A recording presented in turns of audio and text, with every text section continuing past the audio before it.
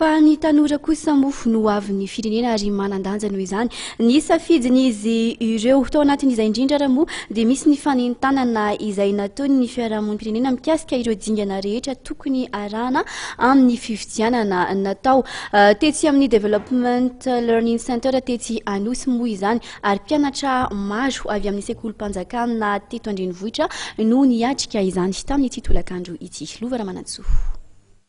Mpianatra misa zato mahery avy amin'ny sekolim-panjakana toy ny lisea Andohalo, Ampefloha ary Jijira Bearvelo vao hiatrika fifidianana voalohany amin'ny fiainany no nentanin'ny fiarahamonim-pirenena mikasika ireo dingana rehetra tokony arahana amin'ny fifidianana tolakandro tetsy amin'ny Development Learning Center etsy Anosy.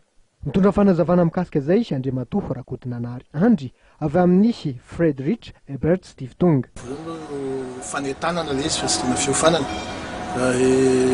andraiketan'ny ataontsika hoe organisation maromaro KMF Knoe, Nova Stella, ny Wild, ny FES.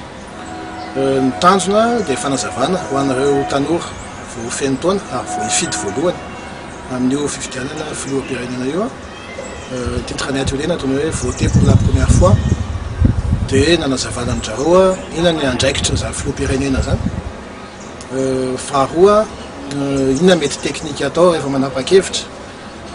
Ny fahatelo ohatra ny ahoana ny processus électoral tokony fantatro tanora ireo inona ny ataony inona ny misy talohan'io 25 octobre io ary inona ny tokony ataondrareo rehefa ho any bureau de vote dia misy simulation na vote misy ny ataonay zany isorana manokana ny senety nameny fitaovana mikasika an'io. Nilaza ho afa-po ny akamaroan'ireo ankizy nahazo fampifanana mikasika ny fifidianana. Isan'ny zava-baovao tamin'izy ireo tokoa ohatra ny fikirakirana ny bilita tokana. Tsy nanafina ny fahavononany hamitany adidiny amin'ny maha-olom-pirenena azy izy ireo arak'izany ary nilaza natanteraka an'izany amin'ny datiny 5 Oktobra ho avy izao.